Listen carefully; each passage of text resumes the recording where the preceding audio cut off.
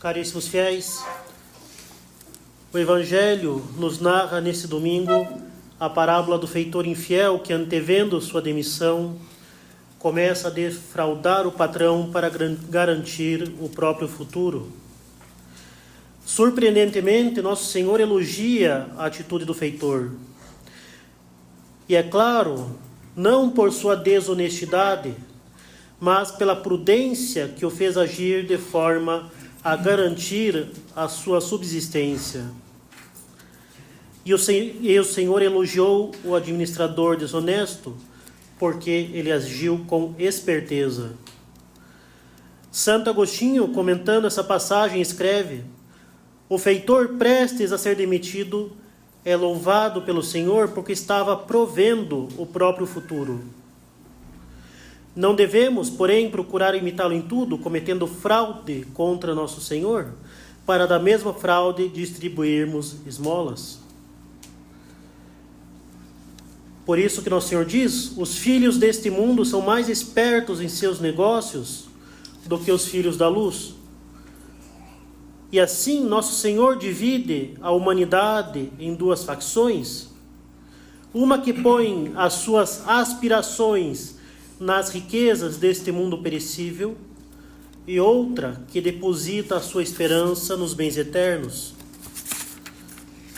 O que ele lamenta é que os filhos das trevas sejam mais astutos que os seus próprios discípulos.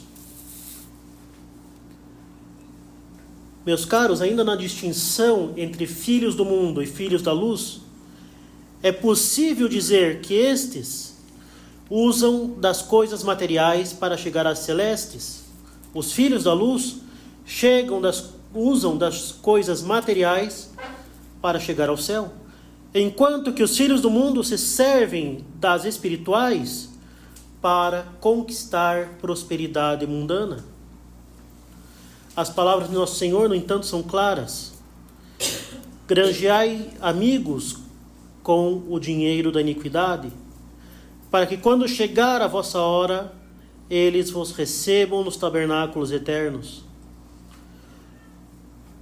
O fim, portanto, meus caros, é a vida eterna. O dinheiro e as outras coisas desta vida, que vão acabar, não passam de meios. Por isso que Santo Agostinho diz que dinheiro injusto são todas as riquezas terrenas, venham de onde vierem. As riquezas verdadeiras são aquelas de que Jó estava repleto quando, mesmo estando nu, tinha o seu coração cheio de Deus. As outras, no entanto, são ditas iníquas porque são falsas, sendo cheias de pobreza e passíveis de perda. Afinal de contas, se fossem riquezas verdadeiras, ofereceriam segurança, não acabariam, não correriam riscos. No entanto, nós não podemos garantir o dia de amanhã com elas. Elas podem ser confiscadas, elas podem acabar, nós podemos ser vítimas de fraude, de roubo. E, o mais certo de tudo, nós não vamos levá-las para a eternidade. E assim, meus caros, Cristo nos impele a imitar a esperteza do feitor para que alcancemos a bem-aventurança eterna, para que nós tenhamos a riqueza verdadeira com a qual nós ingressaremos no céu. A riqueza verdadeira, que é a graça que nos une à própria vida de Deus. E assim, meus caros, também nós somos feitores. Nós não temos direito total sobre aquilo que nós escolhemos, fazemos e falamos. Nós não somos deuses, nós não nos autodeterminamos. Os bens que nós possuímos não são nossos, mas nos são concedidos por Deus para um fim devido, que é salvar a nossa alma. E assim, meus caros, são várias as feitorias que ele nos dá. A principal de todas, que é a feitoria da nossa alma. É ela que é a principal feitoria. A nossa alma que foi resgatada ao preço do sangue de um Deus. Nós temos de conservá-la na graça, defendê-la do demônio, crescer na santidade, adquirir virtudes e frutificar com boas obras. Nós temos a obrigação de não deixar que o demônio se aposse dela pelo pecado mortal. E caso ocorra uma queda grave, que nós busquemos com urgência o confessionário. Afinal de contas, nós não sabemos quando teremos de prestar conta dessa feitoria que é a nossa alma. Pode ser daqui 50 anos, pode ser daqui 5 anos, pode ser daqui 5 minutos. O fato é que nós não sabemos sequer se vamos sair vivos dessa missa. Há então a feitoria do nosso corpo, que Deus nos deu justamente para o seu louvor, para a prática de boas obras, para que façamos penitência participando da paixão de nosso Senhor. Nosso corpo é templo do Espírito Santo, como diz São Paulo. Vós sois a casa em que Deus habita. O vosso corpo é como uma igreja. Devemos cuidar do nosso corpo não somente mantendo a saúde, que é verdadeiramente importante, mas sobretudo pelas virtudes da modéstia e da temperança, e afastando para longe, com toda a nossa força, toda espécie de impureza. Temos ainda a feitoria da nossa própria família, que é o primeiro meio que deve nos conduzir a Deus. É na família que, em primeiro lugar, deve-se dar culto a Deus e formar novas almas para o céu. Quem tem pais deve obedecer-lhes e ajudá-los. Quem tem esposa deve amar e se sacrificar por ela. Quem tem marido deve respeitá-lo, obedecê-lo e ajudá-lo e ser o coração do lar. Quem tem filhos deve dar exemplo de uma vida santa e formá-los na verdadeira fé. Examinemos nossa consciência, o que poderíamos responder para prestar conta dessa feitoria. O fato é que deveremos prestar contas da nossa própria família. Que fizeste do teu cônjuge? Por que tanta aspereza? Por que tanta discussão por coisas mínimas? Que fizeste dos teus filhos? Por que permitiste que eles se expusessem a conteúdos mundanos? Por que não os ensinou a rezar? Por que não deste exemplo? Porque, sobretudo, tanto mau exemplo foi dado a eles.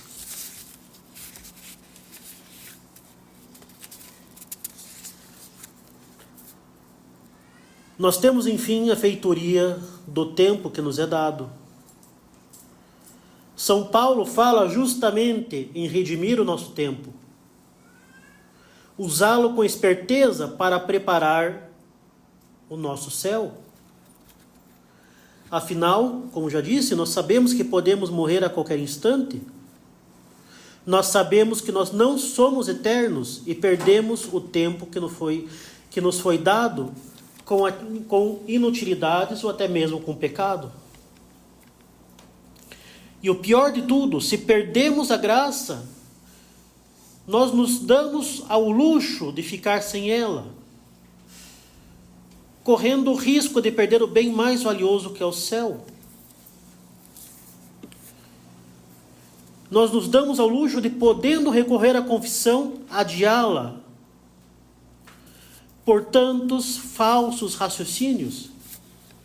Seja a ilusão de que pode fazer a confissão no dia seguinte, seja pela ilusão de que pode fazer um melhor exame de consciência, e aí está o demônio por trás, pela ilusão da perfeição que nunca vai ser atingida, perde-se bens concretos, ou, pior de tudo, pela ilusão de que, bom, primeiro vou parar de pecar para depois me confessar.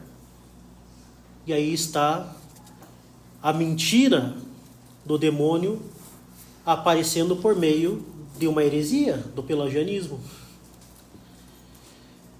Como vai querer parar de pecar sem a graça?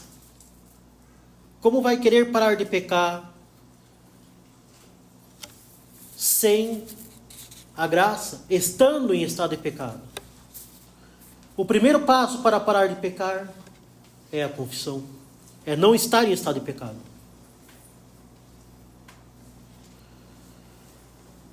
São tantos falsos raciocínios, tantas mentiras que o demônio usa, justamente para prender o indivíduo no pecado. Quanto mais tempo em estado de pecado mortal, mais difícil será de sair dele. Cada pecado mortal cometido nos deixa mais presos ao pecado, faz com que o pecado se enraize de forma ainda mais firme na nossa alma. E tantos são os meios colocados à nossa disposição para chegar ao céu, e nós ousamos brincar com a nossa alma. No fim das contas, permanecer em estado de pecado mortal, tendo a confissão à disposição, é jogar roleta russa com a nossa alma. É se dispor a qualquer instante perder a vida e arriscar a eternidade.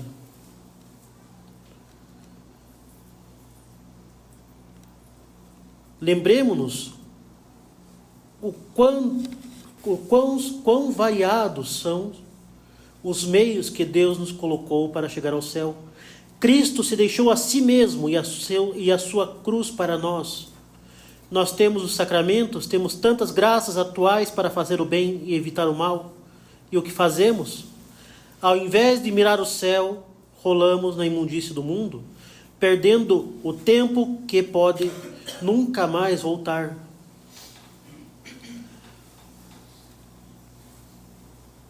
Horácio, poeta romano, conta a história de um aldeão estúpido que, deparando-se com o rio que com certo esforço poderia atravessar, preferiu sentar-se na beira e esperar a água parar de correr, e, evidentemente, ali morreu.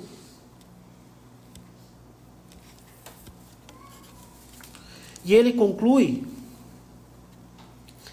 aquele que adia a hora de viver bem é como o aldeão que espera o rio parar de correr, mas ele corre e correrá por toda a eternidade. Nós seremos estúpidos como o aldeão se nós esquecermos que o tempo não nos pertence e adiarmos o momento de retornar para a graça ou de aumentá-la em nós pelas boas obras. Portanto, meus caros, sejamos astutos no emprego das nossas feitorias, que não se aplique a nós esta queixa colocada na boca de Cristo pelo autor da sua imitação. O mundo promete apenas coisas temporais e mesquinhas, e é servido com grande ardor. Eu prometo bens sublimes e eternos, e só encontro frieza no coração dos mortais. Por um pequeno salário se empreende grandes viagens, e pela vida eterna muitos nem dão um passo sequer. Busca-se o lucro vil, por um vintém às vezes a torpes brigas, por uma ninharia e promessa mesquinha, não se teme a fadiga nem de dia nem de noite. mas que vergonha pelo bem imutável, pelo prêmio inestimável, pela honra suprema e pela glória sem fim, o menor esforço nos cansa. Envergonha-te, pois, servo preguiçoso e murmurador, por serem os mundanos mais solícitos para a perdição que tu para a salvação. Não desprezemos, então, meus caros, o aviso do Senhor. Granjeai amigos com o dinheiro da iniquidade. Com as coisas desse mundo, conquistemos o outro. Com o tempo desse mundo, conquistemos a eternidade. Não nos contentemos com as ninharias de bens e prazeres do mundo, mas almejemos o céu. Não sejamos como os porcos que só olham para os excrementos da terra, incapazes de olhar para o céu, mas olhemos para o sol como as águias, voando alto. Nossa vida vai passar e os bens e as riquezas também passarão. Então, que façamos algo de útil com o tempo e com os bens que nos são concedidos agora, investindo-os na eternidade.